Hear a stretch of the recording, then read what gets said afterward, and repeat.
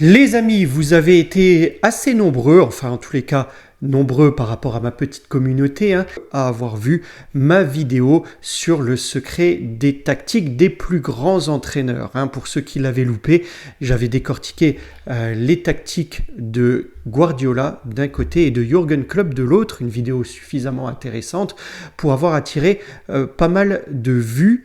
N'hésitez pas, si vous ne l'avez pas vue, à aller la regarder, elle est juste ici. Eh bien, je voulais alors continuer dans cette lancée et vous parler de deux noms qui évoquent immédiatement la réussite, la passion et le génie tactique quand on parle d'entraîneurs dans le monde du football.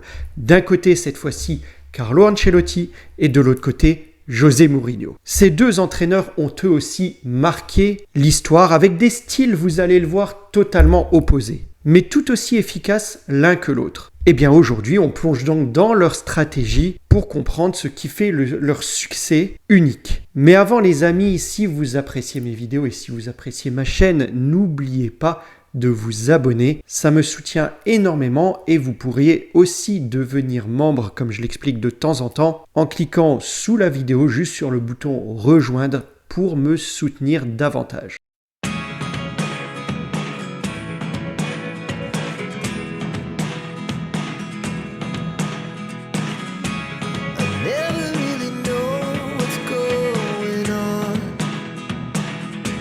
Carlo Ancelotti est un coach, un entraîneur connu et reconnu pour sa capacité à s'adapter. Contrairement à certains tacticiens rigides, Ancelotti ne force pas ses joueurs dans un système préconçu. Il analyse les forces et les faiblesses de son effectif pour construire une stratégie qui maximise leur potentiel. Au Milan AC, par exemple, il a exploité tout le talent de Pirlo, transformé en regista. Alors si vous ne voyez pas ce que c'est le regista comme poste au football, vous pourriez regarder sur ma playlist. J'en ai fait un short pour qualifier ce milieu de terrain assez particulier. Bref, il a exploité donc le talent de Pirlo sur ce poste de regista pour orchestrer un milieu de terrain légendaire. Au Real de Madrid, il a su intégrer des jeunes talents explosifs comme Vinicius Junior, tout en tirant le meilleur parti de ses cadres comme Modric ou Toni Kroos. En fait, l'approche d'Ancelotti se distingue par un équilibre subtil entre attaque et défense. Ses équipes privilégient un football fluide, basé sur la possession, sans pour autant tomber dans un jeu stérile. L'objectif, trouver un juste milieu entre la solidité défensive et l'efficacité offensive. C'est cette fluidité qui a permis de battre le PSG, Chelsea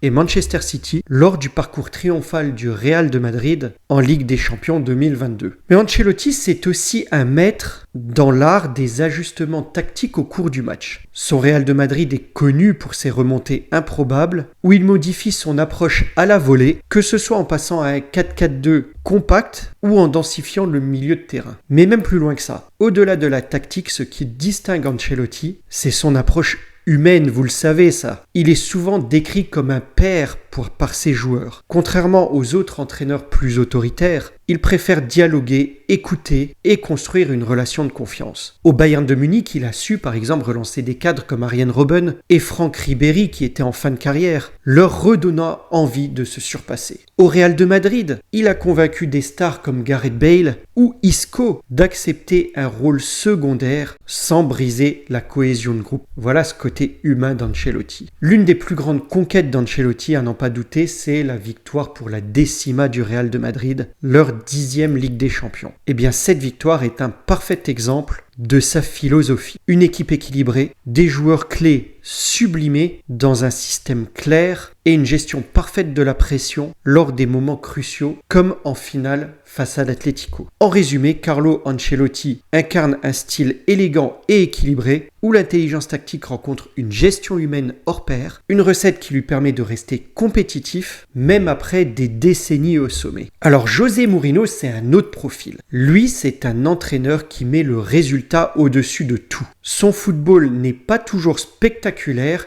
je suis sûr que ça vous rappelle également quelqu'un d'autre bien connu en France, mais il est d'une efficacité redoutable. Ce pragmatisme souvent critiqué repose sur une organisation défensive impeccable et une exploitation optimale des erreurs adverses. Pour Mourinho, le football c'est avant tout un jeu d'échecs où chaque pièce a un rôle précis. Ces équipes sont souvent bâties pour être très compactes, difficiles à percer et capables de frapper rapidement en contre-attaque. La marque de fabrique de Mourinho, c'est sa capacité à construire des défenses imperméables. Ces équipes, notamment Chelsea et l'Inter de Milan par exemple, sont célèbres pour leur rigueur tactique et leur discipline défensive. Son Inter en 2010 par exemple a éliminé le Barcelone de Guardiola, en demi-finale de la Ligue des Champions grâce à un plan défensif parfait. En jouant en infériorité numérique, l'Inter a résisté face à la meilleure attaque d'Europe et a décroché une place en finale. Alors Mourinho, c'est un adepte du 4-2-3-1, une formation qui lui permet d'équilibrer solidité défensive et attaque rapide. Les deux milieux défensifs protègent la défense, tandis que les joueurs offensifs se projettent rapidement en phase de transition. C'est avec ce système qu'il a remporté de nombreux trophées, comme la Première Ligue avec Chelsea ou la Liga avec le Real de Madrid, où son équipe a battu un record de buts malgré son image défensive, vous voyez. Mais Mourinho, il est aussi célèbre pour son art de la communication, ça aussi vous le savez.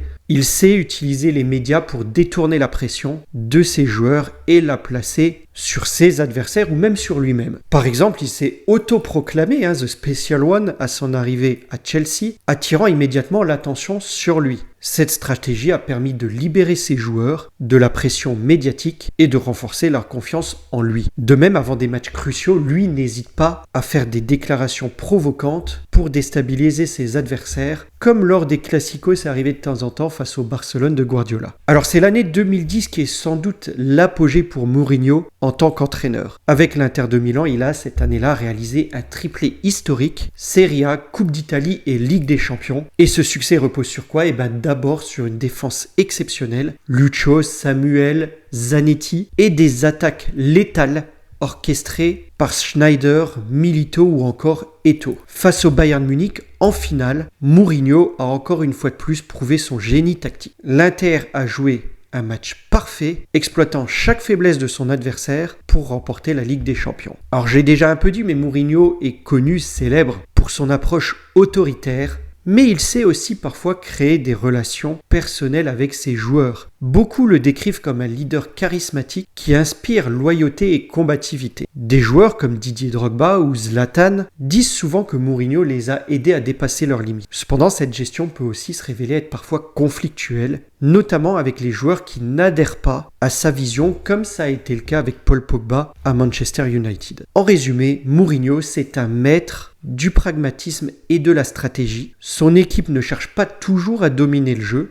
mais il faut le dire, elle domine souvent au niveau du tableau d'affichage. Son succès repose sur un mélange unique de discipline tactique, de défense impeccable et d'un mental d'acier. Alors Carlo Ancelotti et José Mourinho, deux géants du football, incarnent, on le voit ici, deux philosophies opposées mais tout aussi fascinantes. D'un côté Ancelotti, l'homme de l'équilibre, du beau jeu et de la gestion humaine. De l'autre, Mourinho, le stratège du détail, adepte du pragmatisme et de la victoire à tout prix, et qui peut paraître autoritaire. Mais deux entraîneurs qui ont marqué leur époque, chacun à leur manière. Alors vous les amis, qui préférez-vous ? Ancelotti, le maestro de la fluidité, ou Mourinho, le roi du mental et du mind game ? Faites-le moi savoir en commentaire. Encore une fois, si cette vidéo vous a plu, n'oubliez pas de liker. En tous les cas, merci de votre soutien et à très bientôt pour une prochaine vidéo.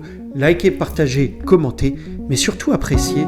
Et je vous dis à très vite pour une prochaine vidéo, un prochain numéro de cette série. Portez-vous bien les amis. Au revoir.